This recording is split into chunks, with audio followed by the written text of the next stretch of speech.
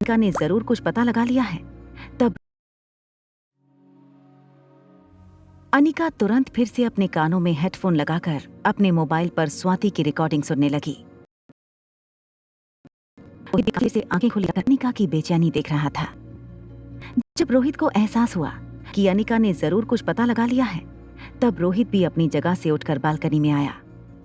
रोहित ने अनिका से पूछा, क्या तुम्हें कोई क्लू मिला है? अनिका बड़े ही ध्यान से ईयरफोन में स्वाति की रिकॉर्डिंग सुन रही थी। रोहित की बात को इग्नोर करते हुए अनिका ने एक पेन पेपर लिया और बालकनी में रखी चेयर पर बैठकर बड़े ही ध्यान से कुछ लिखने लगी। कुछ देर तक रिकॉर्डिंग सुनने के बाद अनिका ने रोहित की ओर देखकर कहा, जरा तुम इस रिकॉर्डिंग को सुनकर मुझे बताओ, क्या तुम इसमें कोई अजीब बात महसूस कर सकते हो? रोहित ने भी बड़े ही ध्यान से स्वाति की रिकॉर्डिंग सुनी, मगर रोहित बार बार सुनने के बावजूद भी कुछ पता नहीं लगा पा रहा था कि आखिर ऐसी कौन सी खास बात थी रिकॉर्डिंग में जिससे अनिका ने क्लू का अंदाजा लगाया था। रोहित ने कहा, इसमें तो बस तुम्हारी माँ ने तुम्हें हमेशा सतर्क रहने के लिए कहा है। तुम्हारी माँ चाहती है कि उसकी बेटी सेफ रहे। मुझे तो कोई खास बात नजर नहीं आई इस रिकॉर्डिंग में। तभी अनिका ने दोबारा ईयरफोन रोहित के कान में लगाते हुए कहा, इस बार बड़े ही ध्यान से इस रिकॉर्डिंग को सुनना। जब मेरी माँ बोल रही हैं तब बैकग्राउंड में तुम्हें एक आवाज सुनाई देगी। उस आवाज को ध्यान से सुनने की कोशिश करो। रोहित ने फिर से बड़े ही ध्यान से रिकॉर्डिंग सुनने की कोशिश की। इस बार बड़े ही ध्यान से सुनने के बाद रोहित ने रिकॉर्डिंग पूरी होने के बाद अनिका से कहा, जब तुम्हारी माँ बात कर रही हैं तब पीछे हल्की हल्की तबले की थाप की आवाज सुनाई पड़ रही है, मगर आवाज काफी हल्की है। ऐसा लगता तो है जैसे कुछ म्यूजिक बज रहा है तबले पर, मगर आवाज बड़ी हल्की है। अनिका ने रोहित से कहा, अगर अब तुम ध्यान से सुनोगे तो तुम्हें ये एहसास होगा कि वो कोई तबले की थाप नहीं है, बल्कि कोई टेबल पर उंगलियों से थाप दे रहा है। भले ही वो आवाज एक रिदम में आ रही है, मगर वो कोई म्यूजिक इंस्ट्रूमेंट की आवाज नहीं है, बल्कि किसी टेबल या किसी सख्त सरफेस पर उंगलियों से की गई आवाज है। रोहित ने अनिका की बात सुनने के बाद फिर से बड़े ही ध्यान से रिकॉर्डिंग को सुना। इस बार रिकॉर्डिंग को सुनने के बाद रोहित ने कहा, तुम बिल्कुल सही कह रही हो। मैंने भी इस तरीके के बारे में एक बार सुना था। इसी म्यूजिक की बदौलत वर्ल्ड वॉर के जमाने में लोग एक दूसरे को मैसेज भेजने की कोशिश करते थे। तुम्हारी माँ ने भी ऐसा ही कुछ करने की कोशिश की है। अनिका ने रोहित की बात का जवाब देते हुए कहा, तुम बिल्कुल ठीक कह रही हो। क्या तुम इस मैसेज को डिकोड कर सकते हो? रोहित ने फिर से एक बार रिकॉर्डिंग सुनने के बाद कहा, नहीं, इस मैसेज को डिकोड करना बेहद मुश्किल है। इंटरनेट पर इस मेथड के बारे में सर्च करने के बाद रोहित और अनिका को ये पता लगा कि इस मेथड को मोर्स कोड कहा जाता था। अनिका ने लगभग आधे एक घंटे तक रिसर्च करने के बाद मोर्स कोड के बारे में काफी जानकारी इकट्ठा की। इसके बाद फिर से स्वाति की रिकॉर्डिंग सुनने के बाद उस तबले की थाप जैसी आवाज को रिकॉर्ड करके अनिका ने पेपर पर कुछ लिखने की कोशिश की।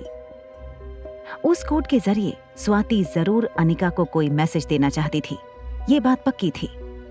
मगर रोहित और अनिका दोनों समझ नहीं पा रहे थे कि आखिर उस मैसेज को डिकोड किस तरह किया जाए। रोहित ने अनिका से कहा, जरूर मोर्स कोड के जरिए तुम्हारी माँ तुम्हें एक सीक्रेट चाबी देना चाहते हैं, जो चाबी तुम्हें V16 पावर ड्रग तक पहुंचा सकती है। मगर मेरी समझ में नहीं आ रहा है कि इस तरह के मैसेज को डिकोड कैसे किया जाए। पेपर पर अनिका ने जो कुछ भी लिखा था वो पढ़ने के बाद अनिका ने रोहित से कहा, देखो, इतना तो तय है कि मेरी माँ रीडिंग की बहुत शौकीन थी। उसे पढ़ना बहुत अच्छा लगता था। शायद मोर्स कोड के बारे में भी उसने किसी किताब में पढ़ा था। हो सकता है कि किसी किताब के जरिए वो मुझे कुछ बताना चाहती हूँ। अनिका की बात धीरे धीरे रोहित की समझ में आने लगी थी। रोहित ने अनिका से कहा, मगर इस दुनिया में हजारों लाखों किताबें हैं।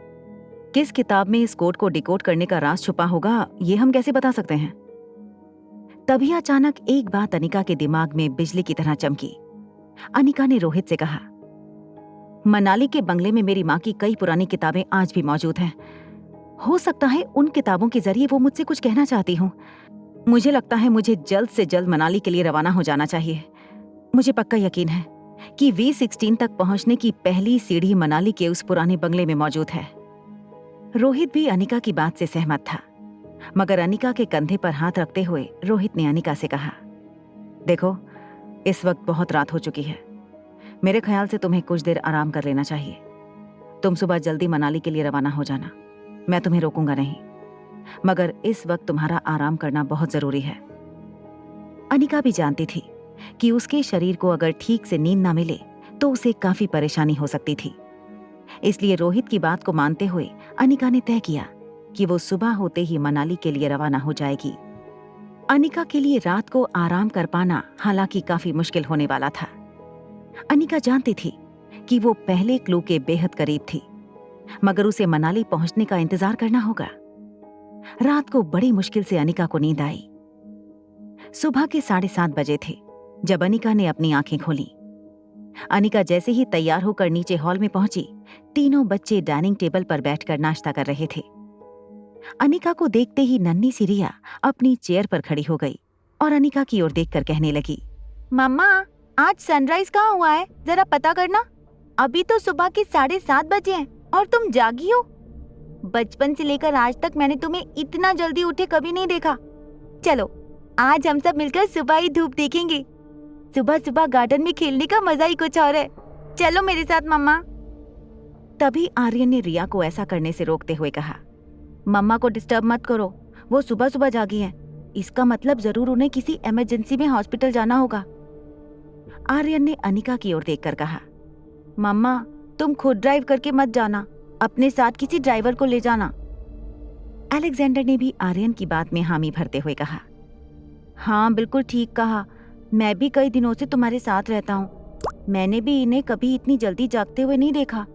देखिए, आप अगर खुद ड्राइव करके जा रही हैं तो बिल्कुल संभाल कर गाड़ी चलाना।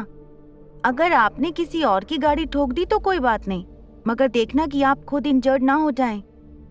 अनिका जानती थी कि अलेक्जेंडर के इस तरह के ख्यालात ठीक नहीं थे, मगर इस वक्त अनिका के पास अलेक्जेंडर को समझाने का वक्त नहीं था। अनिका ने तीनों बच्चों को बाय कहा और घर से निकल गई। अनिका जानती थी कि कोई भी ड्राइवर अनिका को उतनी तेजी से मनाली नहीं पहुंचा सकता था जितनी वो खुद ड्राइव करके मनाली पहुंच सकती थी। जैसे ही अनिका अपनी कार में बैठी, अनिका के बगल में आकर रोहित बैठ गया। रोहित ने अपनी सीट बेल्ट बांधते हुए अनिका से कहा, मैं भी तुम्हारे साथ आना चाहता हूं। अनिका ने रोहित की आंखों में आंखें डालकर कहा, ठीक है, फिर अपनी सीट बेल्ट कसकर बांध लेना। रोहित जान चुका था अनिका के अंदर का वर्ल्ड चैंपियन ड्राइवर जाग चुका था। वो जल्द से जल्द मनाली पहुंचना चाहती थी। रोहित अनिका के लिए एक छोटे से टिफिन बॉक्स में थोड़ा सा नाश्ता लेकर आया था। अनिका कार ड्राइव करना शुरू करे उससे पहले रोहित ने टिफिन बॉक्स खोलते हुए अनिका से कहा, पहले कुछ खा लो, शरीर में ताकत होगी तभी तुम्हारा दिमाग भी अलर्ट रहेगा, ड्राइविंग करने में तुम्हें आसानी होगी। अनिका के पास वक्त नहीं था, इसलिए ब्रेड बटर की 1-2 टुकड़े अपने मुंह में डालकर अनिका ने कार शुरू कर दी। अनिका ने तेजी से कार पार्किंग लॉट से बाहर निकाली। एक बड़ा सा धूल का गुबार अनिका और रोहित की कार के पीछे नजर आने लगा। अनिका और रोहित के जाते ही भूमिका की कार बंगले में दाखिल हुई। पार्किंग लॉट में अपनी कार पार्क करने के बाद भूमिका मारवा हाउस में जाने लगी। भूमिका की आंखों से पता चलता था कि भूमिका काफी थकान महसूस कर रही थी। ऐसा लग रहा था जैसे भूमिका रात भर सोई नहीं थी। घर का चीफ सिक्योरिटी गार्ड भूमिका के पास आकर कहने लगा, मैडम, मैंने आपको कांटेक्ट करने की बहुत कोशिश की, मगर आप मेरा फोन कॉल रिसीव नहीं कर रही थी। क्या आप जानते हैं कि अनिका मैडम और रोहित सर फिर से एक हो गए हैं? भूमिका ने उस चीफ सिक्योरिटी ऑफिसर की बात का जवाब देते हुए कहा, शायद तुम नहीं जानते कि उन्हें एक करने के लिए मैंने कितनी कुर्बानी दी है। आज अनिका रोहित का साथ सिर्फ मेरी वजह से है। आज मैं नहीं होती तो मेरे भाई का संसार बिखर चुका होता। चीफ सिक्योरिटी ऑफिसर समझ नहीं पा रहा था कि भूमिका क्या कहना चाहती थी। भूमिका ने चीफ सिक्योरिटी ऑफिसर से कहा, अगर मैंने अनिका के बॉयफ्रेंड को अपने जाल में नहीं फंसाया होता और उसके फोन से अनिका को मैसेज नहीं भेजे होते तो ये सब कुछ नहीं हुआ होता। जब अनिका को इस बात का एहसास हुआ कि उसका बॉयफ्रेंड अब उसके साथ नहीं रहना चाहता, इसलिए वो रोहित के पास वापस आई होगी। भूमिका की बातें चीफ सिक्योरिटी गार्ड को काफी कंफ्यूज कर रही थी, इसलिए चीफ सिक्योरिटी ऑफिसर ने भूमिका को न्यूज दिखाते हुए कहा, कल ही साहब और मैडम के बीच में सब कुछ क्लियर हो गया। उन्होंने जिस मिस्टर एक्स की बात की थी वो और कोई नहीं बल्कि खुद हैं। चीफ सिक्योरिटी ऑफिसर की बात सुनते ही भूमिका के होश उड़ गए। वो बिल्कुल चौंक गई। उसे समझ नहीं आ रहा था कि अगर मिस्टर एक्स खुद अनिका थी तो उसने सारी रात जिस लड़के के साथ गुजारी वो कौन था। भूमिका काफी शर्मिंदगी महसूस करने लगी थी। चीफ सिक्योरिटी ऑफिसर भूमिका को बार बार पूछता रहा कि क्या हुआ था, मगर भूमिका उसे बिना कुछ बताए फिर से कार में बैठकर सीधे उस वीरान बंगले की ओर जाने लगी। बंगले पर पहुंचते ही भूमिका जोर जोर से दरवाजा खटखटाने लगी।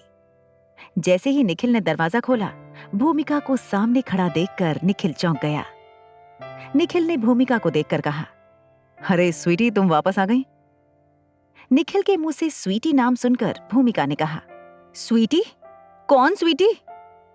निखिल हैरान होते हुए भूमिका से कहने लगा, अरे कल तुम्ही ने तो बताया था कि तुम्हारा नाम स्वीटी है। आज अचानक क्या हो गया तुम्हें? मुझे तो लगा कि तुम मुझे इतनी देर में मिस करने लगी इसलिए वापस आई हो, मगर तुम तो काफी गुस्से में लग रही हो। अनिका और रोहित को एक करने के लिए भूमिका ने सोचा था कि वो निखिल के साथ प्यार का नाटक करके निखिल को अपनी खूबसूरती के जाल में फंसा लेगी। भूमिका ने सोचा था कि अपने भाई के परिवार को बचाने के लिए उसे ये कुर्बानी देनी ही होगी। इसलिए बीती रात भूमिका ने निखिल के साथ गुजारकर निखिल को पूरी तरह से अपने वश में कर लिया था। निखिल के सो जाने के बाद निखिल के मोबाइल से भूमिका ने अनिका को तरह तरह के ब्रेकअप मैसेजेस लिखे थे। सुबह जब भूमिका को पता चला कि रोहित और अनिका फिर से एक हो गए थे, तो भूमिका को यकीन हो गया कि उसी की वजह से उसके भाई का संसार टूटने से बचा था। मगर न्यूज लिंक देखने के बाद भूमिका को एहसास हुआ कि निखिल वो आदमी था ही नहीं जिस आदमी के प्यार के चंगुल से भूमिका अनिका को छुड़ाना चाहती थी। भूमिका को मन ही मन ये एहसास हो गया था कि उसके साथ एक बहुत बड़ा धोखा हुआ था। भूमिका ने एक ऐसे लड़के के साथ रात गुजारी थी जिसे वो जानती तक नहीं थी। भूमिका ने निखिल को हैरानी से देखते हुए पूछा, कौन हो तुम और तुमने मेरा इस तरह से फायदा क्यों उठाया? भूमिका की बात सुनकर निखिल हैरान हो गया। निखिल ने भूमिका से कहा, मैंने तुम्हारा फायदा उठाया? ये क्या कह रही हो तुम?